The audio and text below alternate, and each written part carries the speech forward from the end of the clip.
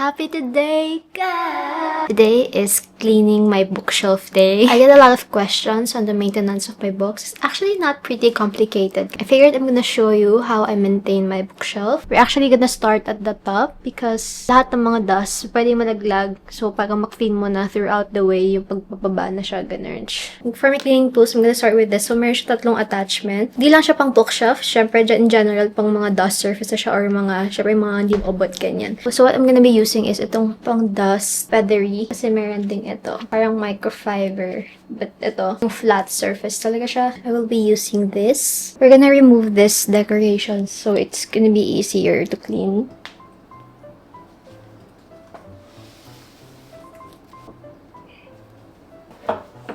Ang gagawin ko is section by section or book per book para hindi ako ma-overwhelm na ibababa ko lahat. Kaya ang gagawin ko, unti-unti lang by parang sabihin natin 1/4 ng top shelf and then 1/4 ng top shelf and then 1/4 ng top shelf. Kunin natin to.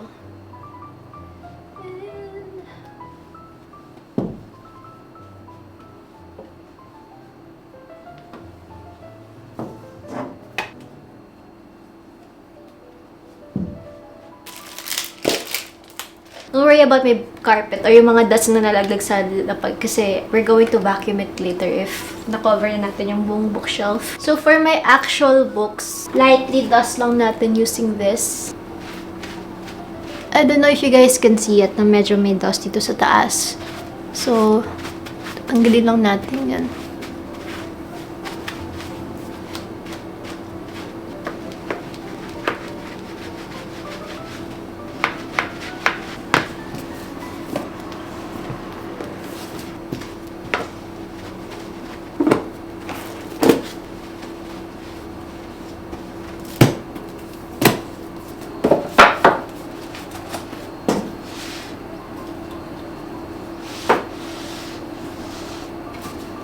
You're probably wondering ba't hindi ko binabasa yung shelf ko or kahit yung lightly na basahan na may water. Kasi I don't want to risk any moisture sana na matrap sa shelf mismo. And, I'm gonna show you something kasi advice siya. Wait. This is one of my oldest books that I have. And kita niyan, parang may foxing na siya. And then, kung makikita nyo yung cover, ayan. Ito yung sign na may moisture yung shelf nyo or yung nagkakaroon ng moisture yung mga books nyo. Kasi nag-start to actually, sabihin natin 16 years old ko binili to. Tapos nagkaroon siya ng ganito, mga 19 or 20, ako ganyan. And ang sala rin dito actually kasi I used to have this bookshelf. Tapos, siya, nasa wall siya. Tapos, syempre, yung mga usual na bookshelf na close off yung likod. Kaya gusto ko dito bookshelf ito. Kaya ginawa ko itong bookshelf ito. Kasi open bookshelf siya. Kasi usually, yung mga close off bookshelf, prone siya lalo sa moisture, nag-trap yung moisture sa likod. Especially if yung super nakapunta sa wall yung mga books nyo. Kasi yung bookshelf ko dati, kaya nagkaganto. Kunyari, andito yung bookshelf sa wall. Tapos andito, katapat lang niya, is aircon. Yung ceiling, tapos yung bookshelf, nag-create ng parang nagbabounce sila sa isa't isa. Kaya nagkaroon ng moisture. So, I feel like ito yung dahilan kung bakit siya may ganito. Pero ever since naman na wala na yung mga books ko doon, wala naman ako naging problema. Aircon yung kalaban ko kasi nagkakaroon siya ng condensation. Kasi may talaga pag sobrang lakas ng aircon. Nakita ko talaga, minsan may yung parang namamasa talaga yung bookshelf. Bantayan nyo siguro yung behavior ng bookshelf nyo if, kunyari na may nakabukas na aircon, ganyan. Yung ganito. Or yung pag may mga naka-plastic kayo na books, yun, kapain yan. If may, siya, may konting moisture.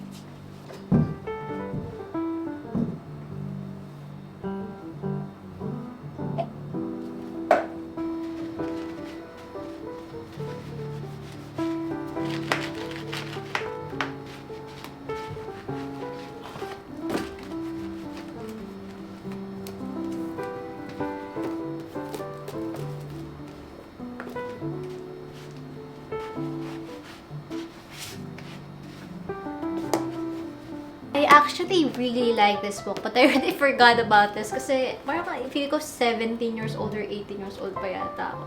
But I have some annotations which are cute.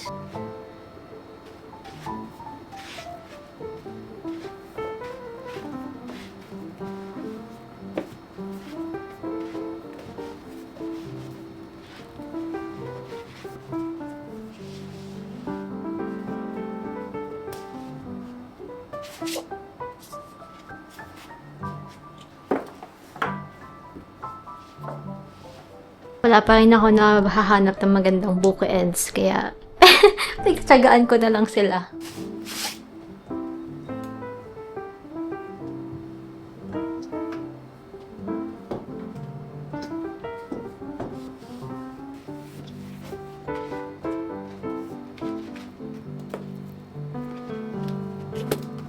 Aww, the picture of Dorian Gray.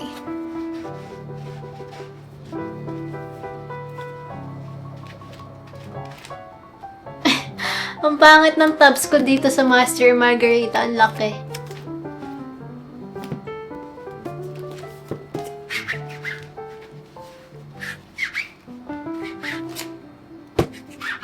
For big books like these, gusto ko din na medyo iganto siya ng konti. Kasi, minsan, ewan ko, parang mas madami silang mag-accumulate ng dust. For some reason, ginaganyan ko lang siya. Lalo yun dito. Yung sa mga, yan. Mas madami siyang dust usually, so.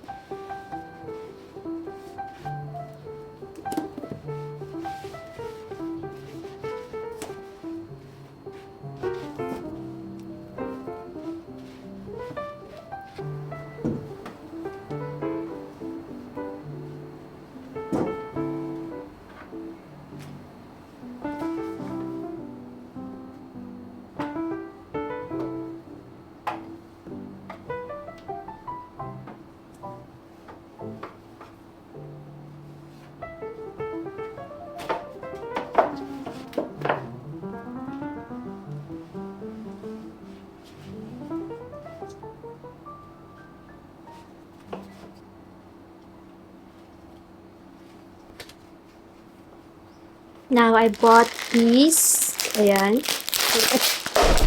This is the activated carbon dehumidifier box. So, kinakontrol na yung other moisture and yung humidity. Which is, yun nga usually yung nagpasira ng books ko before because of the aircon or condensation, I guess.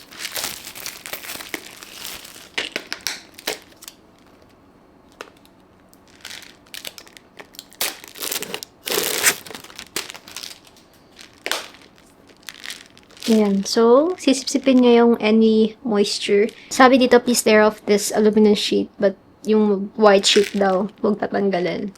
Nalagay ko siya dito sa likod.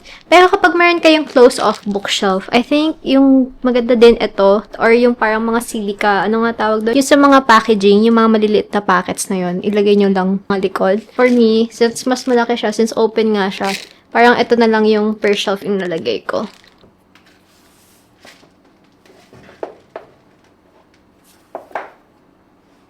I'm just going to repeat lahat ng process na yon dito, and then sa pinaka-last shelf. Time lapse, go!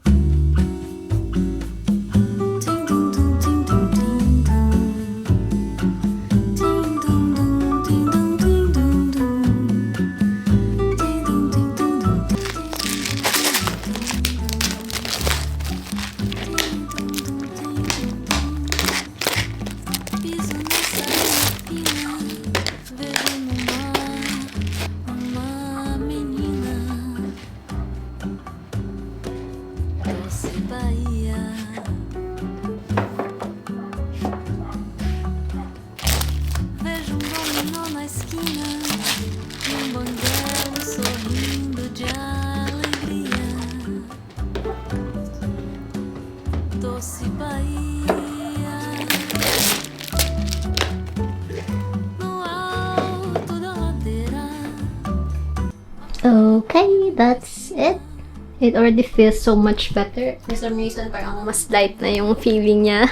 But, it made me super hungry. Like, we're going to eat this wheat bread kasi malapit siya mag-expired. So, ito na naman tayo sa Squid Game level 20, which is ubusin ang gardenia na mag-isa.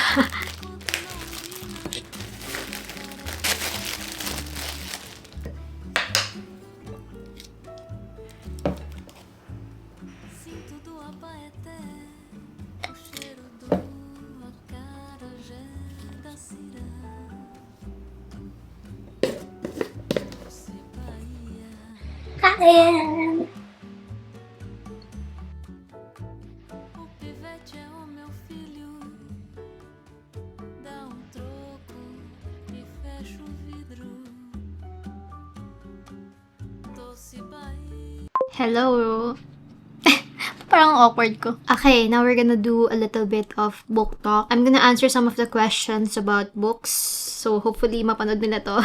In case na nag-abang sila ng answer sana ng questions. So, yung unang-una, diba, yung how do you maintain your books, which I already showed, which is yung dusting, and then yung dehumidifier. And from naman yung mga general advice ko, kagaya na sinabi ko kanina, I opt for the open bookshelf kasi feel ko mas maganda yung airflow niya.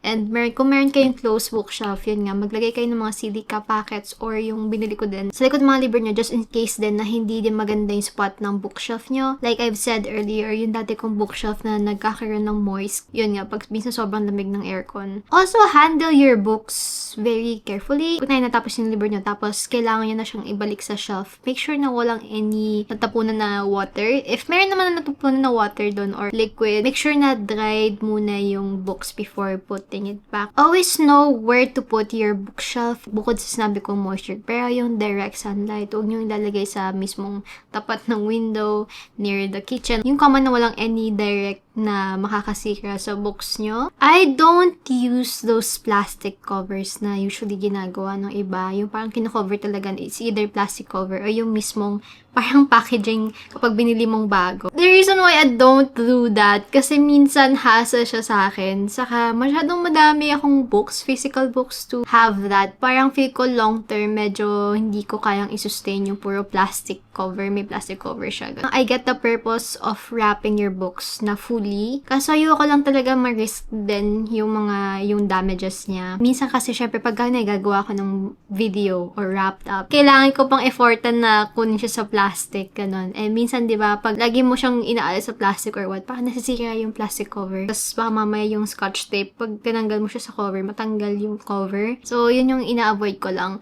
Pero yung pinaka-main reason ko lang naman kasi hindi siya sustainable sa akin. Hindi ko kaya gawin lahat sa mga libro ko yun. I think yung faxing, yung pinakita ko sa inyo kanina, mostly talaga sa humidity lang. Pero yung mga yellow pages, hindi nyo na talaga mapipigilan kasi syempre, it's a sign of old age na kumbaga natural process ng paper yon. Yung dust lang talaga, yun yung medyo mahirap i-maintain. Pero I've noticed na I feel like yung naglilinis ako kanina, hindi ganun kalala yung mga dust ko versus sa ina-expect ko. Compare nung mga parang may closed bookshelf ako na medyo mas madumi siya, madumihin siya sa dust. May nag-ask din na, how do you choose your next read from a normal reader?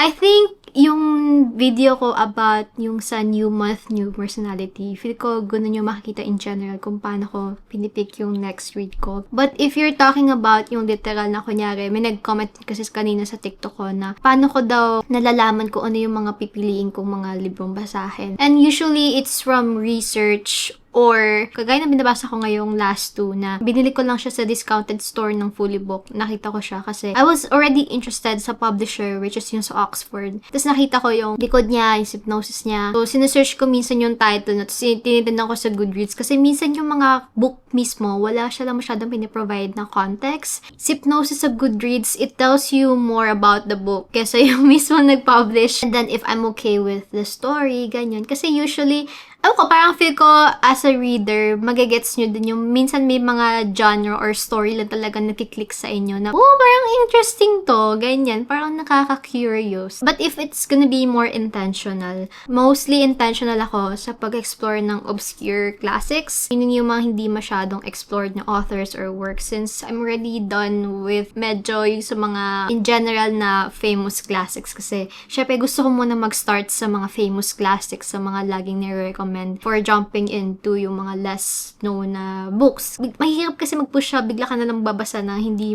mo alam yung taste mo or hindi mo alam sa sarili mo kung ano yung gusto mo sa hindi mo gusto. So, start with like yung mga popular and yung mga genre classics kasi nakakatawa yung ibang mga nagko-comment sa TikTok na parang masyado silang mataas just because ay, ba't kayo nag-recommend ng Dostoyevsky? Hindi nyo ba kilala si ganito? Puro na ng TikTok taste. So parang, kaya nga popular sila for a reason because they're really good and they're accessible and hindi ko gets yung parang kailangan alam mo lahat ng author, ganyan. Reading is trial and error. So, kung ano ba yung interesting sa'yo ngayon, okay lang kahit yun muna explore mo versus yung parang feel mo kailangan mong basahin to. Feel mo, pag binasa mo to, parang sinasabi nila na mas smart daw kapag binasa mo literature, etc. Ganyan. So, it really depends on you and kung ano ba yung talagang purpose mo sa pag-read, diba? It really just depends on my goal. For example, gusto ko magkaroon ng Japanese Literature Week. Kasi ginawa ko na yun before eh. Tapos 7 days ako, tapos 7 books na Japanese literature. Yung ganun, yung parang kung ano na lang maisip ko, kung ano yung nasa mood ko. Kasi minsan talaga mood reader din ako. And I want to do that again. Like 7 days na Japanese literature, 7 days na romance novel, 7 days na NYRBs. Yung medyo may mga ano lang din ako. Gusto ko lang i-challenge yung sarili ko. For example, gusto ko naman talaga din magbasa minsan ng feel-good books lang, ganyan. Kaso parang, ewan ko, siguro having read a lot of books or literature, hindi na ako masyadong nag-a-align sa gunong part kasi sa ibang media ko na siya hinahanap. For example, pag sa mga gusto kong kiligin, mostly sa mga manhwas ako nag-resort. Pero sana nagsagot ko yung ano ba yung ginagawa ko, kung paano ko choose yung next read ko. What made you transition into classics? Actually, I'm gonna answer that siguro next time kasi talagang papakita ko sa inyo as in literal na hindi lang yung sinasabi ko pero babakapan ko talaga siya with like an actual pictures and everything with an actual history kasi I think it would be interesting kasi feel ko pwede nyo din siyang gawing guideline if you want to go into classics. Kumbaga magkakaroon tayo ng curriculum classics for beginners curriculum. If you guys want me to do a video on that, parang that sounds interesting. I'm gonna note that down. What makes you choose to buy certain books versus just reading them on Kindle? Before na nagka-Kindle ako, isa sa mga naging goal ko is bibili lang ako ng physical book if nagustuhan ko talaga yung libro. But last year talaga ako super like medyo dumami talaga yung libro. Kasi talagang, ewan ko, feel ko comes to classics, hindi siya ganun ka-accessible. So gusto ko siyang i-acquire, i-possess, ganyan. Nasa possession ko siya kasi ewan ko, for some reason, meron akong weird attachment na sentimental value na parang feel ko gusto ko siyang ipamana sa anak ko tapos matuto siya magbasa, ganyan. May weird akong gunong goal sa buhay. Kaya gusto ko rin magkaroon ng library. Kasi kunyari, gusto kong balikan yung libro na to. For example, yung nangyari sa Kindle ko, bigla na wala lahat, ganyan. So, medyo may ano ka talaga sa physical books. Kumbaga, they're my weaknesses, ganyan. Yung Kindle, pag sa Kindle, mostly kapag wala na talaga akong access sa libro na physical, kunyari, kating-kating ako, basahin siya, ganyan. So, doon ako mag-resort sa Kindle.